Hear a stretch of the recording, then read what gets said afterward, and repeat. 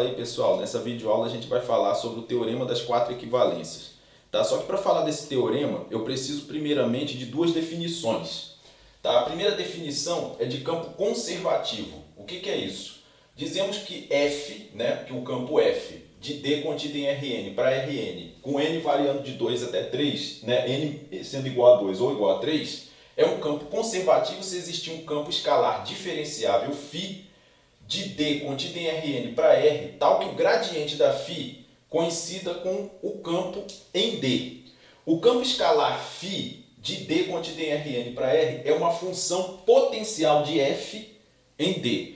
Tá certo? Então, esse conceito, né, de campo conservativo, de função potencial, ele é importante porque a gente vai precisar disso, né, até utilizando em conjunto isso com o teorema das quatro equivalências para poder calcular determinados tipos de integrais de linha, tá certo? Então, através dessa função potencial aqui, né, a gente consegue resolver diversos tipos de problemas, né, envolvendo aí o teorema das quatro equivalências, beleza? A segunda definição que eu preciso é a de conjunto simplesmente conexo. Então, ó, um conjunto D contido em R2, eu botei R2, mas pode ser R3, pode ser até Rn. Ele é simplesmente conexo se satisfaz as seguintes condições. Primeira condição, D é um conjunto aberto. Então aqui, só para a gente relembrar, né, o que é um conjunto aberto. Um conjunto ele é aberto quando ele é igual ao seu interior. Tá? E um ponto do conjunto ele pertence ao interior do conjunto, né, se quando você pega um ponto desse conjunto, tá certo? Pega um ponto lá, qualquer desse conjunto. Você consegue uma bolinha centrada nesse ponto, tá certo? De maneira que aquela bolinha fique totalmente contida no conjunto D. Por exemplo, se você pensar o R2, o que seriam essas bolinhas, né? Quando eu estou falando de bolinha aberta. No R2 você teria que as bolinhas abertas seriam isso aqui, ó. Seriam não, é isso aqui, né? Você tem aqui o ponto, né? X0, Y0. Você tem um disco aqui aberto, sem a circunferência, tá certo? Então, para eu mostrar que um ponto, né, ele está no interior do conjunto, o que eu teria que fazer? Eu teria que exibir, né, uma bolinha com um certo raio, teria que mostrar que existe um raio, tá? De tal maneira que a bolinha, né, o disco centrado nesse ponto, que eu estou querendo mostrar que é ponto interior, né, essa bolinha fica totalmente contida dentro do meu conjunto D. Se eu conseguir fazer isso, eu estou mostrando que aquele ponto é ponto interior, né? E quando eu falo que o conjunto é aberto quando ele é igual ao seu interior, eu quero dizer o seguinte, eu quero dizer que todos os pontos do conjunto D vão ser pontos interiores, tá certo? Esse conceito, né, de simplesmente conexo, de aberto, né, de conexo que eu ainda vou falar, são conceitos da topologia. Tá certo? Mas eu preciso ter uma noção, mesmo que vaga, da coisa para poder aplicar os teoremas. Tá certo? Então aqui um conjunto é simplesmente conexo, primeiro se ele for aberto. Beleza? Então se você quiser aprofundar um pouco mais nisso aí, você dá uma olhada aí no livro de cálculo que você, né, tem uns detalhes maiores detalhes lá, e ele consegue lá, ele mostra, dá mais exemplos, né, e aí você fica mais por dentro do que um conjunto aberto. Ó, segunda condição, D é conexo, ou seja, isto é, dois pontos quaisquer de D podem ser ligados por uma curva contida em D. Então, se você quer mostrar que um conjunto é conexo, você pega dois pontos quaisquer desse conjunto, liga os dois pontos por uma curva e mostra que essa curva está totalmente contida no conjunto D. Se você conseguir mostrar isso, você mostra que o conjunto é conexo, tá certo? E a terceira condição é que D seja sem buracos, isto é, qualquer curva fechada de D delimita uma região inteiramente contida em D. Tá certo? Para poder ficar mais claro esse conceito de conjunto simplesmente conexo, eu vou te dar aqui uns 3 exemplos, né, iniciais aqui, de conjuntos conexos no R2, tá certo? São até conjuntos que aparecem bastante na resolução de exercícios, então é legal que a gente já fique com esses exemplos na memória. Tá? Então, exemplos aqui de conjuntos que são, tá? Então, vou botar aqui, são simplesmente conexos, tá? O primeiro exemplo é o próprio R2, tá? Então, o plano todo é um conjunto simplesmente conexo, tá? Eu teria que a rigor mostrar que vale essas três condições aqui, tá? Eu não vou mostrar aqui para não estender muito o vídeo, mas você consegue aí rapidamente mostrar com esses conceitos, né, de topologia aqui, mostrar que esse conjunto ele é simplesmente conexo, tá? O segundo exemplo que eu vou te dar, você pega lá uma bolinha qualquer, a própria bolinha, né, um disco centrado em qualquer ponto do R2, tá certo? Um disco aberto. Esse disco aqui também é um exemplo de um conjunto que é simplesmente conexo, tá? Outro exemplo que a gente tem, né? Eu posso considerar aqui. Você pega aqui o eixo Y, né? Tira o eixo Y e pega esse semiplano aqui. Esse semiplano D aqui, na verdade, é o quê? O XY do R2, tal que x é maior que zero. Esse é um terceiro exemplo aí de conjunto simplesmente conexo. Os três dá para mostrar, né? Dá para mostrar essas três propriedades para cada um deles aí, né? Então você consegue mostrar rapidamente que eles são simplesmente conexos. Esses três é importante que você grave, né? Que você tenha eles como exemplo na sua mente. Eu vou te dar um exemplo também daqueles que não são simplesmente conexos, tá? Então veja bem, o primeiro exemplo, você pode considerar o R2 sem a origem, tá bom? Porque às vezes você tem campos vetoriais que eles não estão definidos na origem. Então você não pode aplicar, por exemplo, o teorema das quatro equivalências, porque você vai ver que uma das hipóteses necessárias para o teorema das quatro equivalências é que ele seja o conjunto que você está trabalhando seja simplesmente conexo. Então o R2 menos o 0, 0 é um exemplo de um conjunto que não é simplesmente conexo. Outro exemplo de conjunto que não é simplesmente conexo, você pode pegar a coroa circular aqui, né? Aberta. Pensa assim. Então você teria um negócio assim.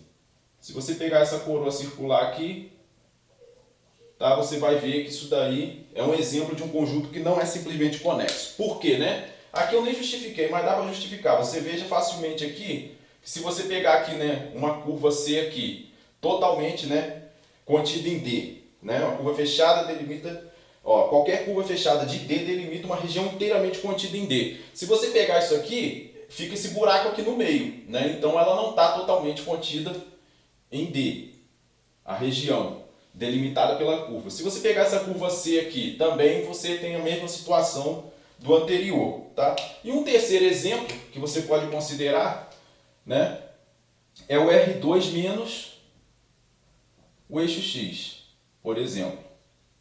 Se você tirar o eixo X, você tem aqui o R2 menos o eixo X, tá certo?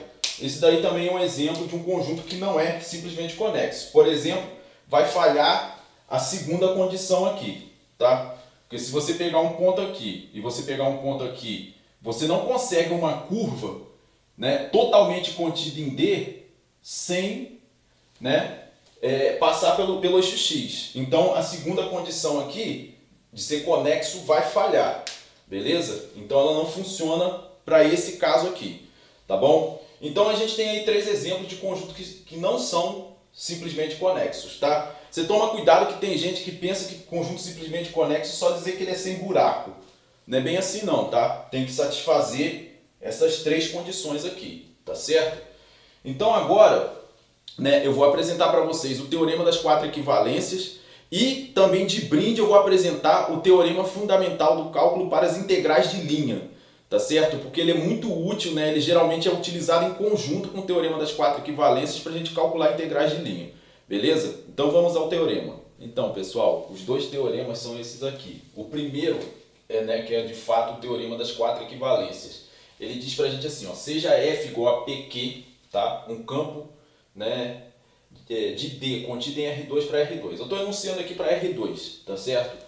Um campo de classe C1. Classe C1 você lembra, né, que tem que ter as derivadas parciais de primeira ordem. Essas derivadas parciais têm que ser contínuas no conjunto D, ou seja, no domínio do campo.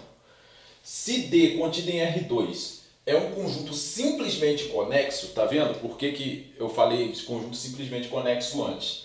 então as afirmações são equivalentes. Aí você tem 4 afirmações aqui. A primeira é que derivada parcial de Q em relação a x é igual a derivada parcial de P em relação a y em D. Segunda afirmação é que a integral, né, de f dr é igual a zero, qualquer que seja a curva fechada C de D. Então, se você calcular, né, uma integral aí e for zero, ela vai ser zero, melhor, sobre uma curva fechada. É isso que está dizendo aqui. Na terceira afirmação, ele diz assim, que a integral de f dr sobre C não depende do caminho C de D. Tá? Isso quer dizer, né, que qualquer que seja o caminho, se você tiver por exemplo, uma situação assim, né? Você quer calcular daqui do ponto A até o ponto B. Aí você tem essa curva aqui, doida assim, tá? Uma curva C aqui. Se eu quero calcular a integral de linha, né, eu posso fazer esse caminho aqui. Mas aí, como ele diz aqui que não depende, eu posso também seguir, ó, direto daqui para cá, por esse segmento de reta, por exemplo. Tá certo? E a quarta afirmação é que f é conservativo. Então, como que você entende, né? Como que você utiliza esse teorema, né? E por que tem esse nome 4 equivalências, né? Isso aqui a gente consegue mostrar que 1 vai implicar 2, 2 vai implicar 3, 3 vai implicar 4 e 4 vai implicar 1.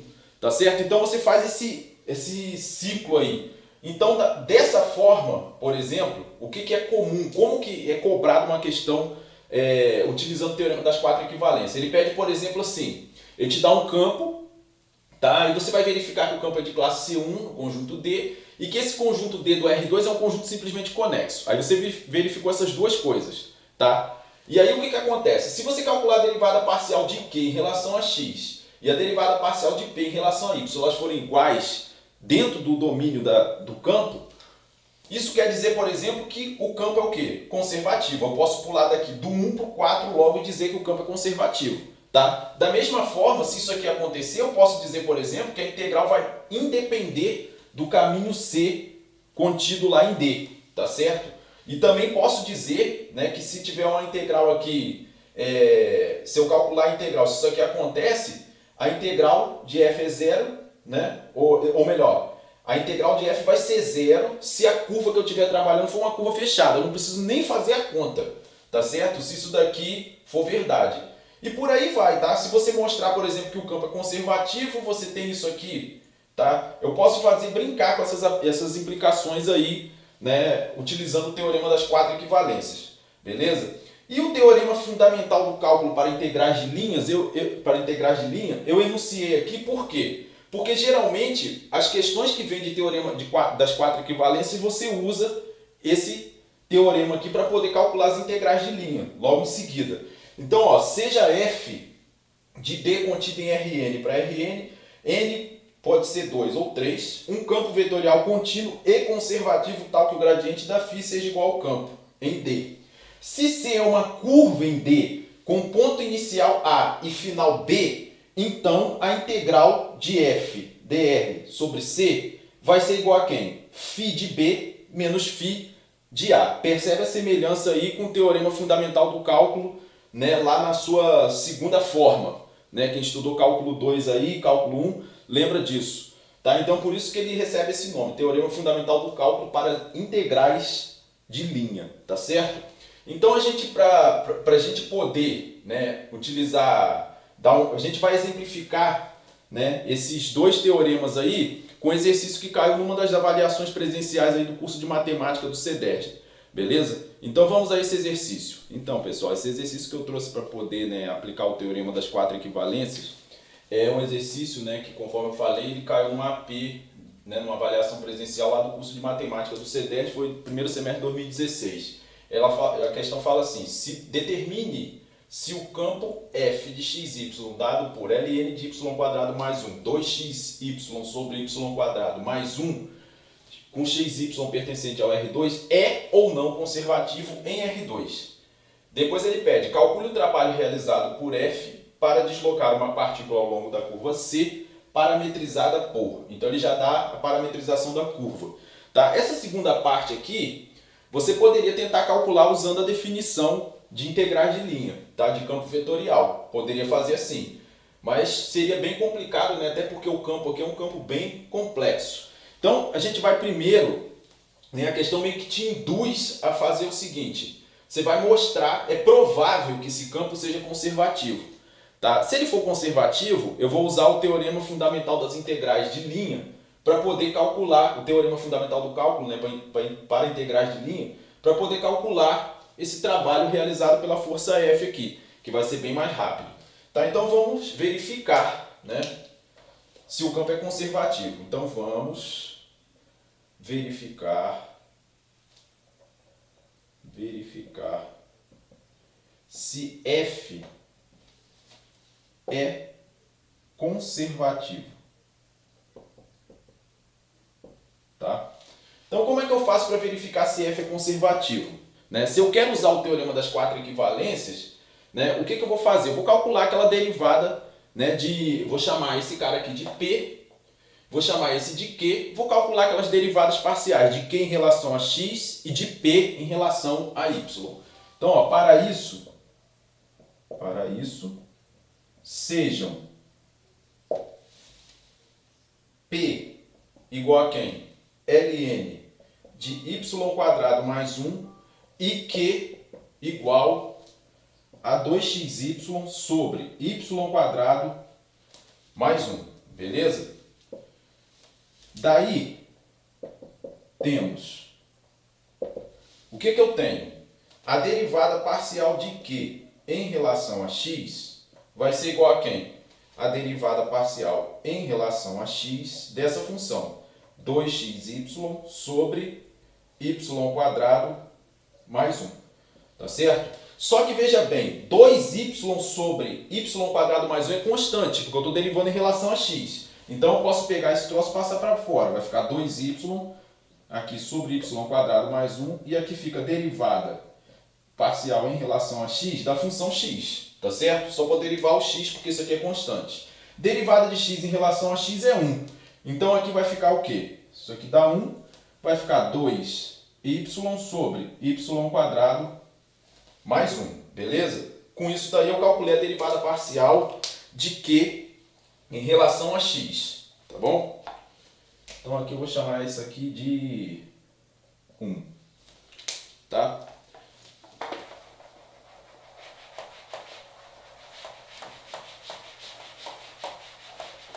Lembra que eu estou querendo determinar se o campo é ou não conservativo.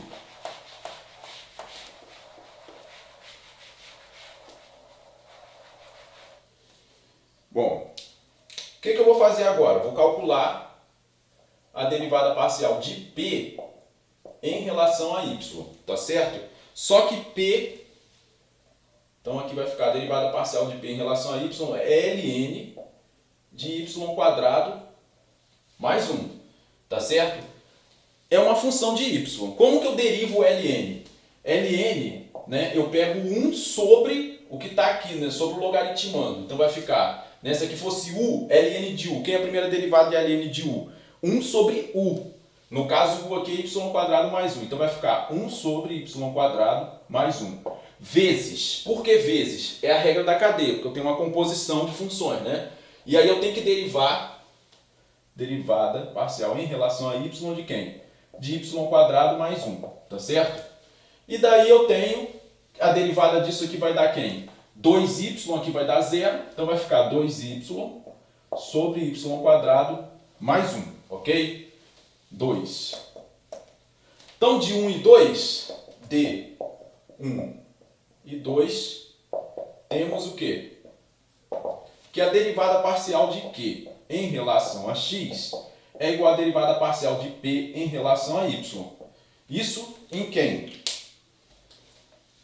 Em R2, concorda? Em R2. Né? Uma observação aqui é que o campo, como ele foi definido, né, ele coloca lá x, y pertencente ao R2. Você vê que aquele campo está bem definido no R2 todo, tá certo? E a gente sabe que o R2 é um conjunto que simplesmente conexo. Pelo fato de R2 ser um conjunto simplesmente conexo, né? A função, o campo F ser de classe C1, a gente pode aplicar o teorema das quatro equivalências, né? E essa daqui é uma das afirmativas que estão lá, que está lá no teorema das quatro equivalências. Então a gente vai escrever assim, ó, como F é de classe C1, tá? É um campo de classe C1. E no caso C1 em R2, né? E R2 é simplesmente conexo, né? Temos pelo teorema das quatro equivalências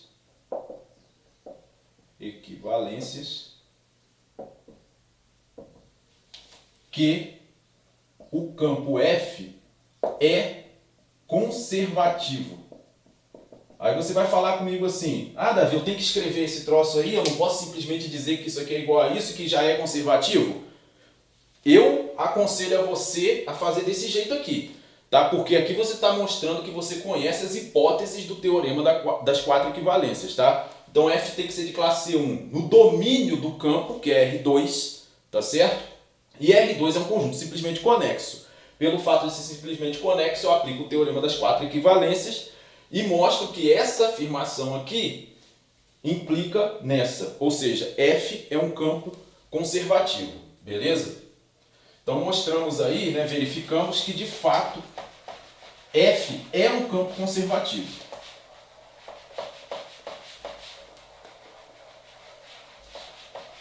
Bom, então se a gente já sabe que o campo ele é conservativo, agora a gente tem condições de achar o quê? A função potencial, né?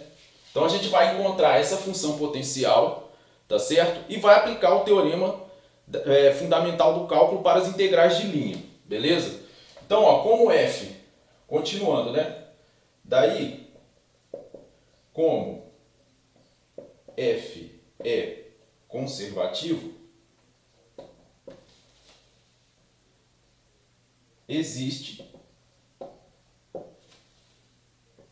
φ, né, de R2 para R, né,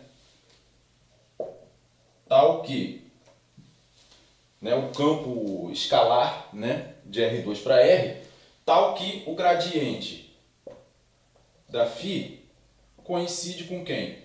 Com o campo F. Só que eu sei que o gradiente de uma função ele é dado pelo vetor derivada parcial de φ em relação a x, derivada parcial de φ em relação a y. E isso tem que ser igual ao campo, que é ln de y quadrado mais 1, e aqui é 2xy sobre y quadrado mais 1, tá certo?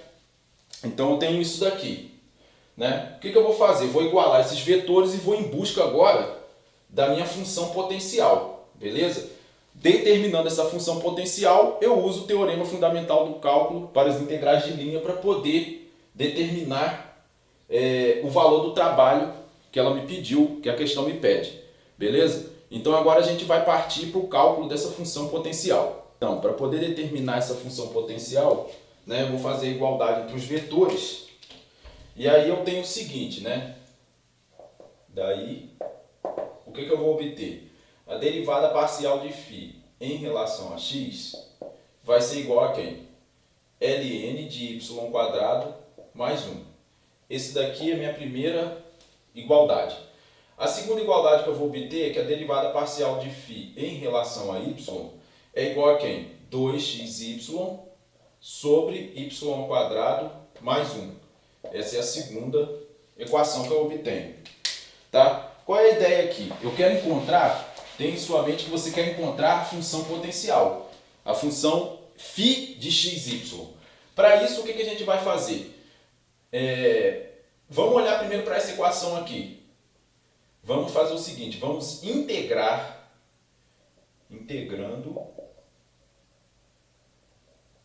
φ,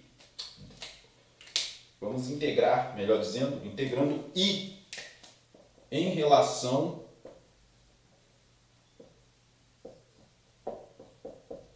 a x, tá? Se eu integrar esse negócio aqui, essa derivada em relação a x, o que eu vou obter? Quando eu integro uma derivada, né, eu vou ter a função, só que a minha função é uma função de xy. Então eu tenho que escrever φ de xy, não pode esquecer de escrever φ de xy.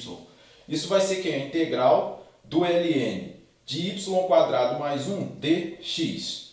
Tá certo? Porque eu estou integrando em relação a x. Integrando em relação a x, ln de y² mais 1 é constante. Então isso vem fora da integral. Então aqui vai ficar ln de y² mais 1 que multiplica a integral de 1 dx. Tá? A integral de 1 dx, eu sei que é quem? É x. Então aqui vai ficar como? X que multiplica ln de y² mais 1, tá certo? Né? Só troquei a ordem aqui. Mais uma constante. Só que veja bem, como isso daqui é uma função de x e y, eu não posso colocar aqui simplesmente um c real. Eu tenho que colocar uma função de quem? De y. Por que de y?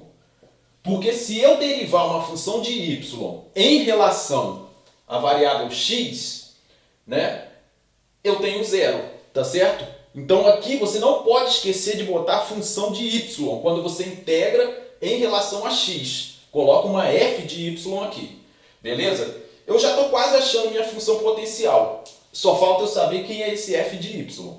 Então vamos determinar esse f de y. Qual é a ideia? Essa daqui é a minha terceira equação. Então agora eu vou derivando 3i, só que em relação a quem? Em relação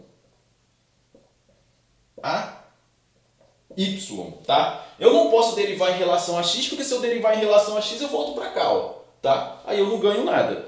Então assim, eu vou derivar essa função aqui que eu obtive agora em relação a y. Então derivando aquilo ali em relação a y, eu vou obter derivada de φ em relação a y, derivada parcial de φ em relação a y vai ser quem? A derivada parcial em relação a y de quem? De x que multiplica ln de y² mais 1 mais f de y, tá certo? Como que eu derivo esse negócio? A derivada disso aqui em relação a y, né? O x vai passar fora, tá certo? E eu tenho a derivada disso aqui, que eu já fiz lá anteriormente, né? Vai dar 2y sobre y² mais 1, tá certo? Mais a derivada de f em relação a y, que é f' de y. Então aqui no final eu vou ficar com o quê? 2xy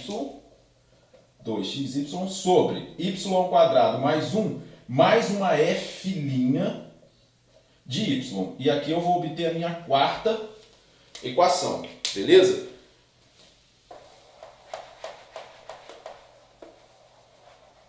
Mas repara só, usando a quarta e a segunda equação, d 2i e 4i, temos o quê? Isso daqui é a derivada parcial de φ em relação a y. Derivada parcial de φ em relação a y. Então isso daqui tem que ser igual a isso, tá certo?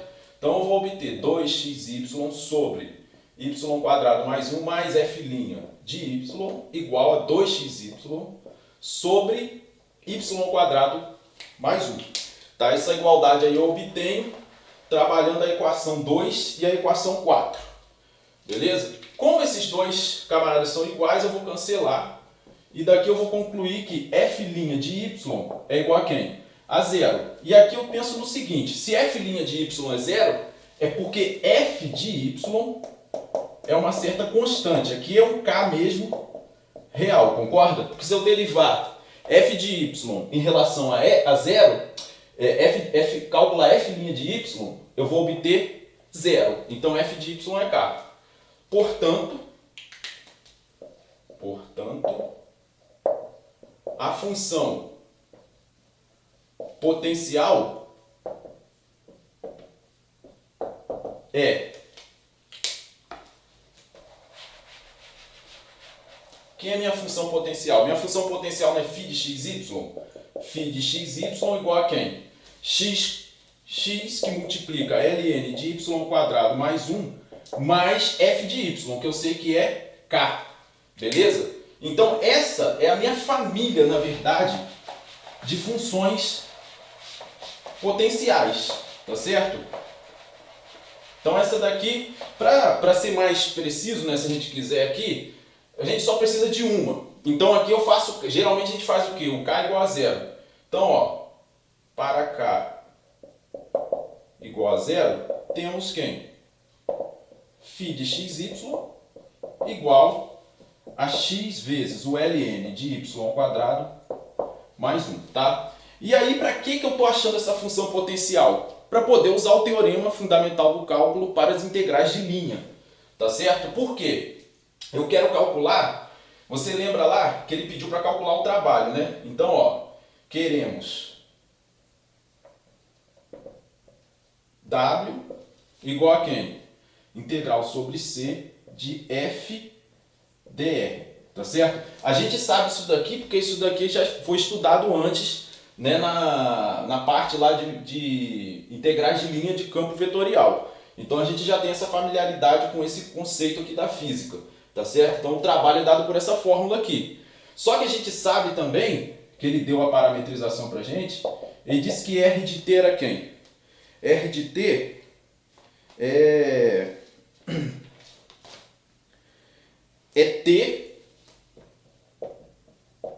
e T menos 1. Ele deu já a parametrização da curva C, tá certo?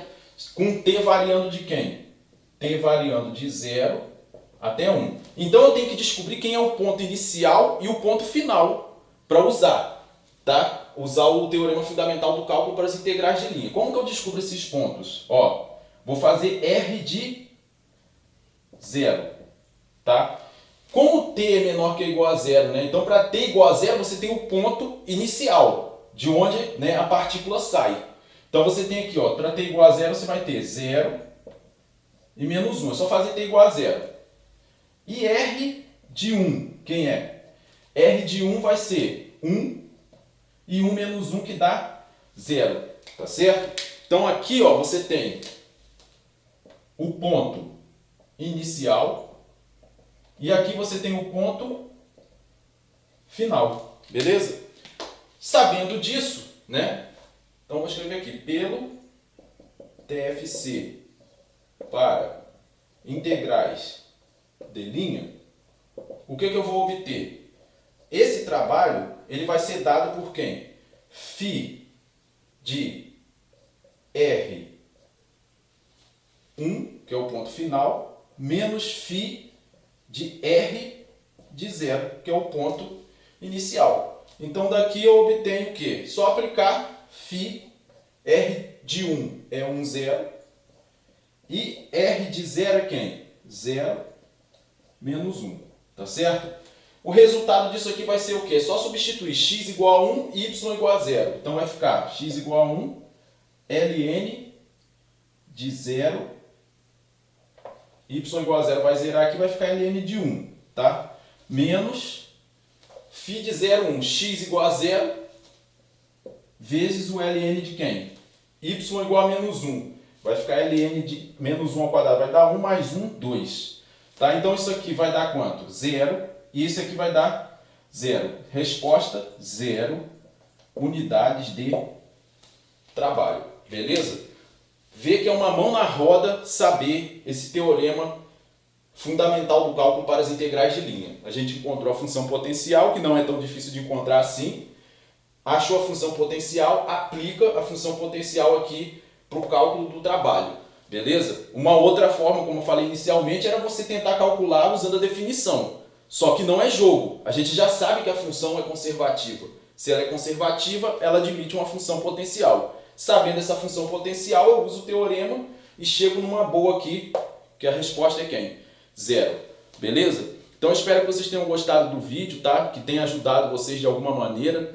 Que Deus abençoe a vida de cada um. Tudo de bom para vocês aí. Se vocês gostaram, dá um like aí para dar uma moral pra gente, tá? Se você não é assinante do nosso canal também, quiser assinar para estar ajudando a gente aí, eu agradeço muito, tá? Grande abraço para todo mundo.